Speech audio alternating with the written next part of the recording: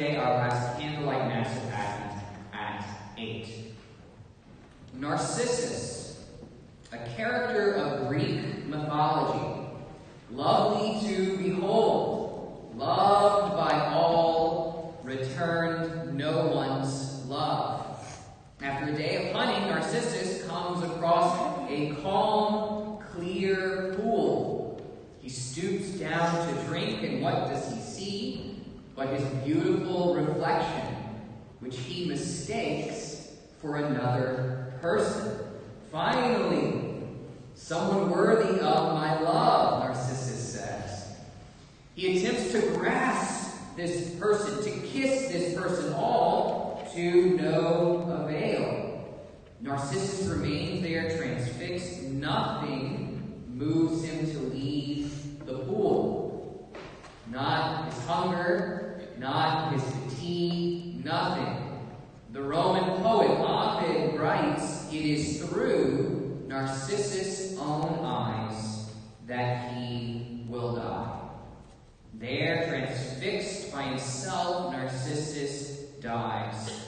And he spends his afterlife, much as he spends his life, gazing upon himself, watching himself. Advent begins with a command to watch for the day of Christ, to be watchful in prayer. Today, I'd like us to resolve to watch what we watch. We watch a lot. Sports scenes, news, headlines, Instagram, Facebook, screens, online shopping, etc. And what was true for Narcissus is true for us. It is through our own eyes that we will live or die. What we watch in this life will be what we watch in the next.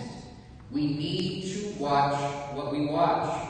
One way that we can do this is in adoration of the Blessed Sacrament. In our homily series, ETA, we've been reflecting on super predictable, rather unsurprising ways that Christ arrives, and how by entering into these super predictable, very unsurprising ways, we can be prepared for Christ's unexpected arrival at the end of the ages.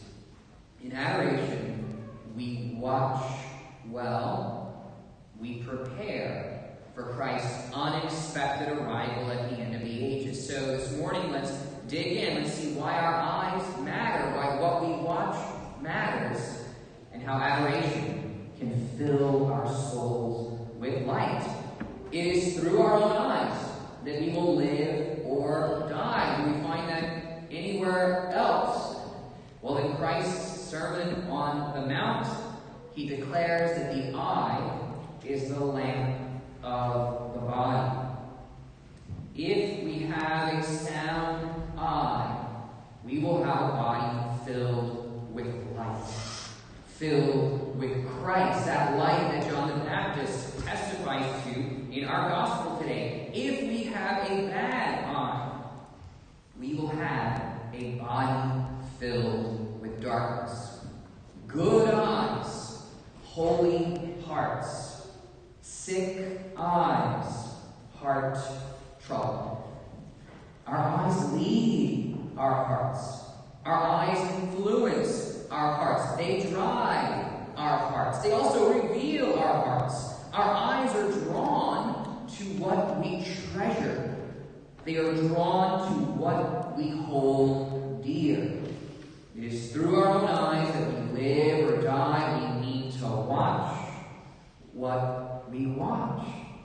That second thing that was true for Narcissus, what we watch in this life will be what we watch in the next.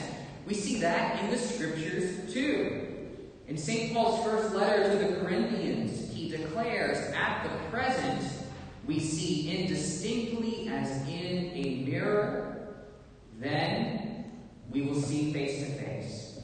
In his second letter to the Corinthians, we walk now by faith, then by sight. In St. John's first letter, we will see him as he is. by gazing upon God indistinctly as in a mirror, by walking by faith, what does that lead to? When seeing God face to face, walking by sight, seeing Him as He is. What we watch in this life will be what we watch in the next. We need to watch what we watch. What does this mean for us? We need to feed our eyes with adoration of the Blessed Sacrament. Psalm 27, verse 4, "One thing I ask of the Lord, this I seek, to dwell in the Lord's house all the days of my life, to gaze on the Lord's beauty, to visit His temple."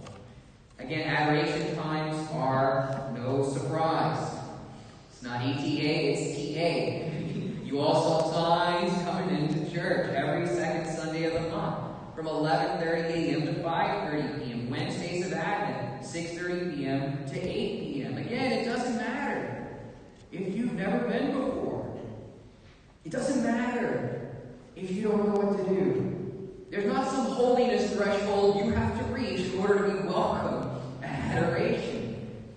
God welcomes us all wherever we are. Our challenge, first week of our series, Sunday Mass, becoming every Sunday people. Our challenge, second week, make it to confession. Our challenge this week, make it to adoration. Fill our souls with light.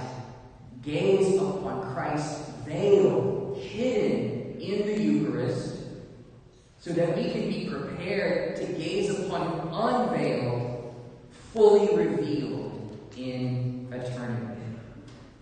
We watch a lot. Sports, news, Instagram, Facebook, screen, shopping. We watch a lot.